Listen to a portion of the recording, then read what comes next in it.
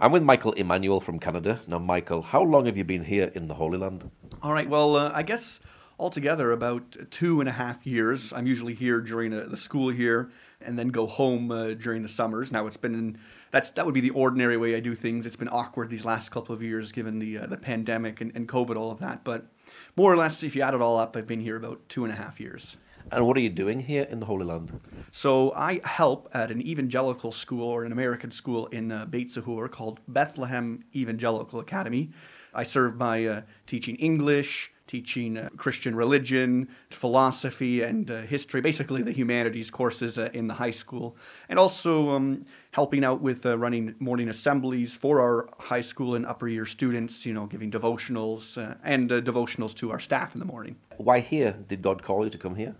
So that's an interesting story.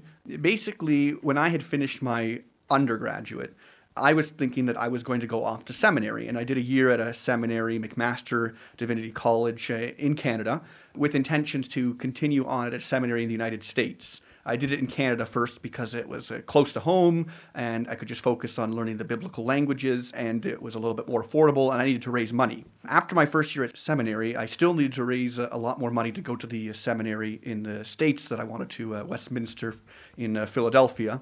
And I got a call from my principal, the principal of the school I had gone to when I was in elementary and high school, and said, we need a grade 7 teacher. Do you think you would be interested? And I thought, yeah, sure, I'll give that a shot. I hadn't done a teaching degree or anything like that, but my pastor and the other friends and family really encouraged me. My pastor particularly saying, if you want to go into ministry, there's nothing like teaching children and teaching in a classroom to teach you patience, to teach you love for others, and just to teach what in a sense it can be like as a pastor over a church. So I did that for 1 year, and I really enjoyed it. I really fell in love with teaching, really fell in love with my students, and so I did it a second year. And during my second year, a pastor friend came and visited our church, and he knew who I was and asked what I was doing. I told him how I'm teaching, and he said, would you like to come and teach in Bethlehem? And, at first I was a little bit, I know that there's a Bethlehem, Pennsylvania. He was from Michigan. There's probably some small town somewhere in the United States that's looking for teachers. And thank you, no, I'm perfectly fine where I am. But I clarified, so do you mean the real Bethlehem? And he said, yeah, the real Bethlehem. My son is a principal at a school out in Bethlehem. And then I was, whoa.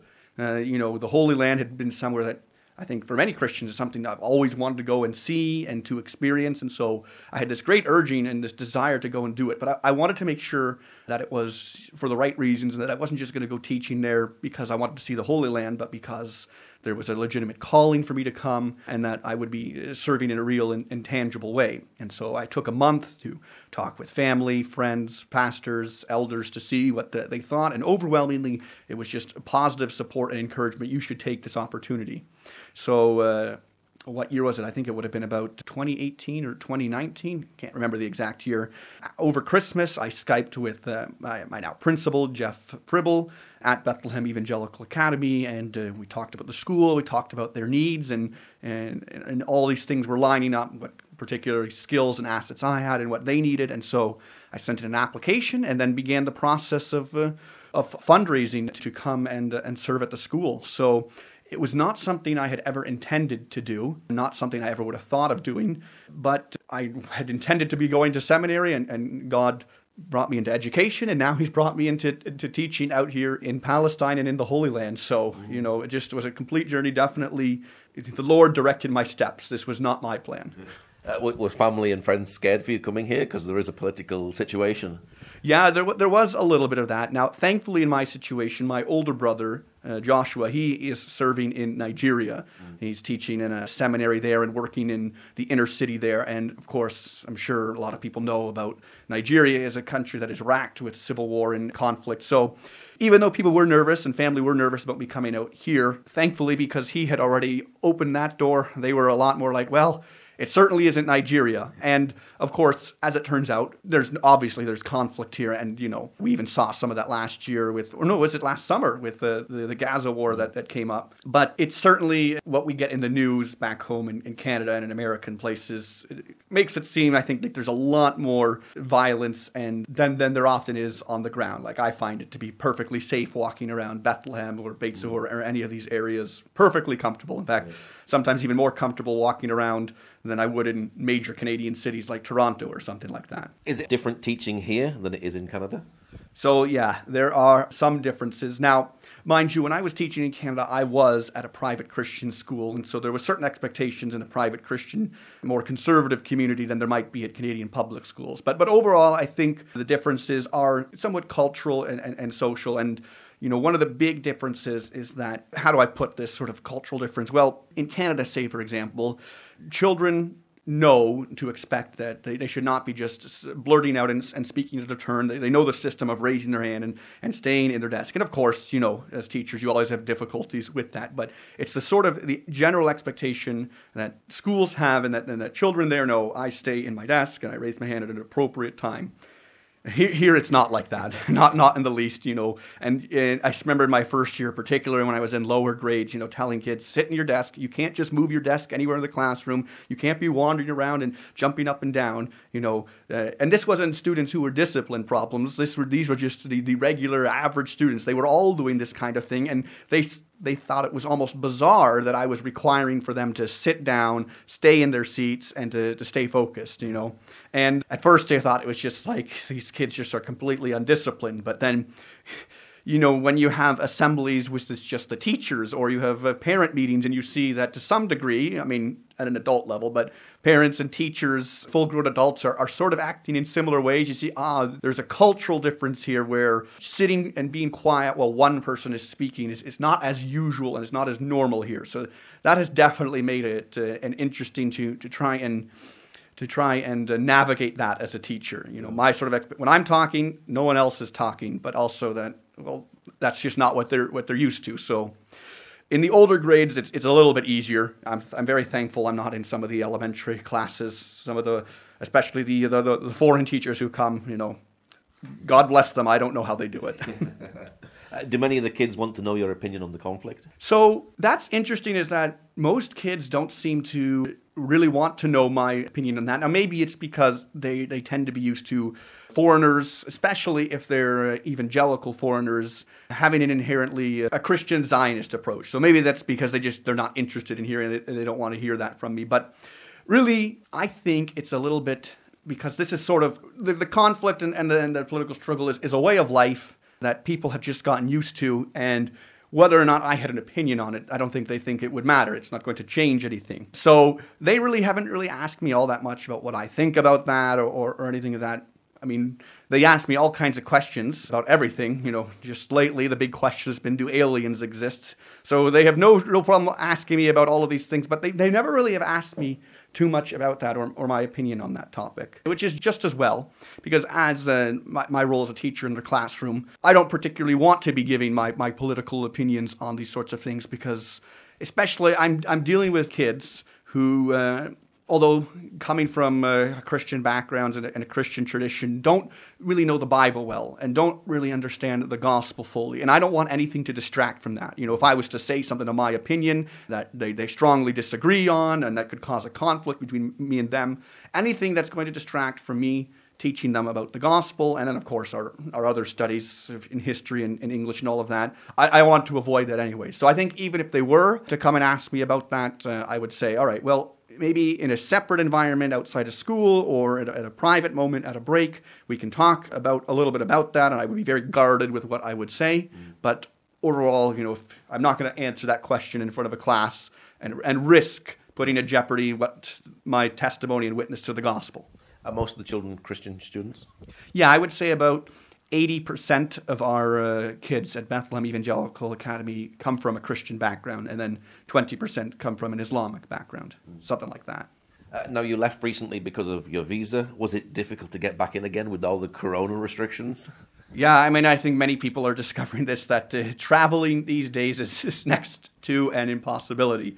I had taken the 2 shots for the purpose of being able to travel, because I knew that Israel was requiring having them both in order to enter the country. But it was still closed for a long period, a lot longer than we anticipated. Originally, I thought I was going to come back in about the end of August, so that would have been 2021. And then we learned that Israel had changed its opening dates, and it was, as governments and bureaucrats can often do, it was given an indefinite period before they were going to open up again. And so I had to make this decision towards the end of summer because school was going to continue and school wasn't going to stop. So either A, I just wasn't going to be teaching and leave my school scrambling at the beginning of a new school year to find someone who can cover a lot of their high school classes, or I would be teaching online in Canada, in which case I would be waking up at 3 o'clock, at 4 o'clock in the morning. I'm not a morning person, even during the ordinary school hours. So 3 o'clock at 4 o'clock in the morning in the small apartment that I was living in with my mom and my sister, who would not be happy for me to get up in the morning and start blabbering to my students, wasn't going to be a really good option. So I talked with my administration at my school, and we decided on a plan that I moved out to Cyprus, which was open at that time. And thanks to friends and contacts that I've made here who knew people there, I was able to find a place in Paphos where I lived for basically 2 months and taught online there. I was in the same time zone. And frankly, I was in Cyprus, which is, a beautiful holiday destination for many people. So, I was enjoying the beach, enjoying the sun. Sometimes I felt a little bit guilty. I'd wake up in the morning, I'd give a few online lessons, and I'd say, all right, bye, kids. You enjoy the rest of your day. I'm going down to the beach now to enjoy the rest of my day. So I guess, I did enjoy my time out in Cyprus, but I'm more glad to be back because I did not find online education to be as fulfilling and as effective as actually in face-to-face education. So COVID's been quite a challenge for you over the past few years, has it? Yeah. It's been a roller coaster between, back in, 2020 when COVID first hit us here in March and the announcement was made in Bethlehem and then everything just shut down. No one knew what to expect then and no one, had any plans in place. And so the first major series of lockdowns back in 2020, what did they last? Like a month or a month and a half, March into April. It was a little bit of a gong show where, all right, for the first week, everyone was just in shock. And then it's like, all right, this is going to be something a little bit more long-term. Let's figure out a system, and schedules were sent out. And kind of each teacher had to figure it out. And we all learned about Zoom as everyone was learning about back then. And it was just kind of rolling with the punches, trial and error. And that first series of lockdowns, we got through some material, but it was not at all what any of us hoped or wished for. I remember seeing a funny meme or cartoon, and it's like your expectations for teaching online, how they begin, and you see this very detailed drawing of a horse with all of the muscles and then the hair beautifully drawn, and then as the picture extends, slowly it turned into a more cartoonish and basically drawn by like a 4-year-old with just little stick figures. Like, this is where it ended up being, and that exactly described what our first series of online lessons were. And then the following year, comes September of 2020, we knew that the possibility of lockdowns was very real, and so we had a little bit more plans in place, and we had schedules that were better suited to online teaching, where we dropped some of the unessential things and limited the number of classes so that kids aren't staring at a screen all day and that we're not all stuck in a room staring at our Zoom all day. And it went better. But obviously the constant not knowing when a lockdown is going to hit and not being able entirely to plan, is the lesson going to be in person or is the lesson going to be online, did cause some challenges because, of course, there are just some lessons that you need to be there with your students to be doing it. And, of course, like doing things like having discussions, in religion class or in the philosophy class I'm teaching, where a lot of it is based on, having discussions with your class. And Zoom is just... And these other things, I know that there are ways you can do it, but it's very difficult getting the kind of communication from nonverbal signals and just feeling the atmosphere of a room to have those sorts of discussions. So it's made it difficult for planning. We just actually did some online lessons just the other day, although I think that was more affected by the weather here in Bethlehem than necessarily because of the virus. But it has been a challenge. There's no doubt about that. How did you become a Christian? So my story isn't going to be your prototypical evangelical story. I'm not going to be able to give you a grand conversion story. There's no Paul on the road to Damascus or, Martin Luther suddenly being lightning around him and crying out to God. So no dramatic story like that. I come from a Reformed background, and so I was raised Christian. And basically what I would answer to that question, first of all, is that since I have been aware of it, and since far back as my memory goes, I've always been a Christian. Now, let me be clear that I believe strongly that to be become a Christian, you do need to be regenerated and born again. But I cannot tell you the moment in my life when it happened. My parents raised me a Christian, and as far as I know, I've always accepted it as the truth.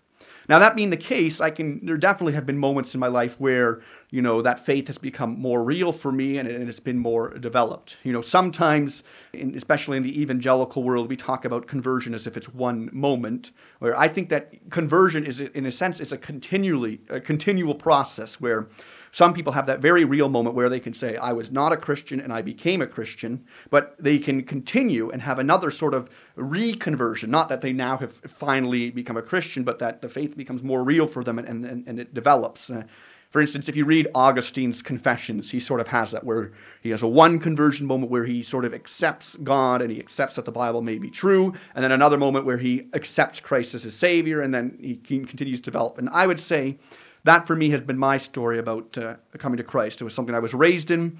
When I was in high school, I remember being shown a video by a friend. It was a Paul Washer, if you've heard of him, a famous Baptist pastor from the States. And I think the video was called The Shocking Youth Message, where he's addressing a high school youth group audience at a convention or something like that. And he turns them to the passage at the end of the Sermon on the Mount in Matthew, where Jesus says, "Many will come to me in that day and say, 'Lord, Lord, did we not cast out demons in your name and prophesy in your name?'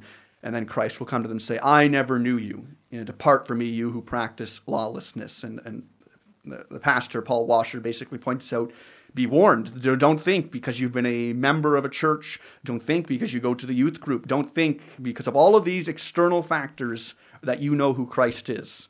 You need to have a personal relationship with him. You need to give your life over to him. You need to acknowledge him as Lord and Savior, and you need to turn away from a life of wickedness and a life of lawlessness. And I remember in high school watching that and not being particularly affected by that. And his words were very powerful. And I wouldn't say that at all was a conversion moment, but that definitely was a stepping stone in my walk with Christ to really understand the need to take it seriously, to make it personal, and to make sure that I was not someone who, in that day, he will say, "I never knew you."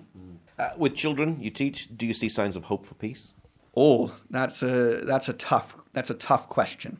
One of the things actually that recently was a big prayer request amongst the foreign group at my school, the few Americans and others who are particularly at our school for the evangelical purpose, beyond just the regular purposes of teaching English and science and all of that, was that one difficulty that we've seen is we've been putting in this work. The school is now 6 years old. I've been here for now 2.5 years, so I've been for a little while. We haven't really seen, the sort of expressions of faith or conversion or revival that that we're constantly praying for and wishing for. And that's been one of the prayer requests that we've particularly had, is that we would start to see some of the fruit that we're working from.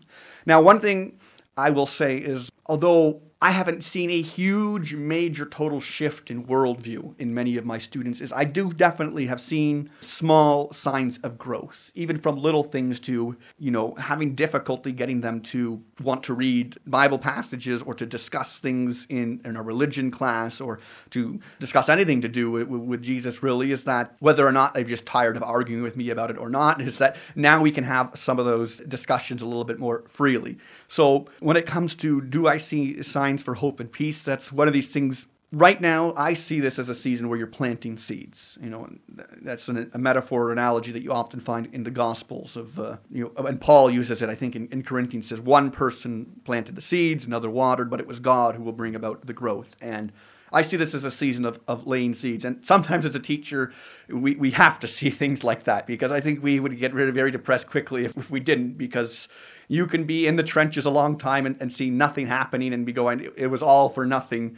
My prayer is, and my hope is, that these are things that in the future, maybe I won't be the one to see reactions from my students or anything, but maybe 10 years down the line, the students see things. And I think this just reflects a lot of us. We can recall times from when we were in high school or in elementary school where teachers taught us all kinds of lessons. At the time, we just rolled our eyes at, and here's another lecture. They're preaching at us again. And now we look back and, wow, they had some great wisdom, or they were really speaking the truth, or that they really truly deeply cared about me, and that's why they were telling me a lot of those things. And so I hope the same thing will be true in the life of my students. Of course, I hope to see, conversions and revival now, But I trust in the hope that God is faithful to his promises and that he will bring effect by his word. And if I'm planting now and another waters in the future, it will be God who brings about the growth.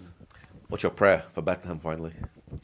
My prayer is for the evangelical church here. I think it's It's less than 1% in Bethlehem and even less in all of Palestine. My prayer is for revival and for unity in the evangelical churches. I know that even in the Bethlehem area, there's all kinds of little splinter groups, and there's even infighting amongst the different evangelical groups, which is, you're pulling your hair out going, there's so few of us here. We don't have time to be fighting. We have such a greater mission. There is so much dead orthodoxy. There is, of course, other religions around. There is Islam, and then there's a growing New Age movement here in Bethlehem. There are so many spiritual dangers and spiritual attacks out there. We don't have the time to afford to be fighting over these things. So my prayer is for revival in the church, for a desire to read and to understand God's word, and for it not to be merely something cultural and traditional, which often happens in the traditional churches here, but particularly as evangelicals, that this unique identity would be something that we're passionate about and that brings unity between all the believers here in Bethlehem. One theologian that has often inspired me once said something like, it's not the masses of people that can change a culture, but it is a few people who stand unconditionally on their faith. And I think that if the evangelical church here could be that we could see real change in the community of Bethlehem. Okay, Michael, thank you very much. Yeah, thanks very much for interviewing me, Paul.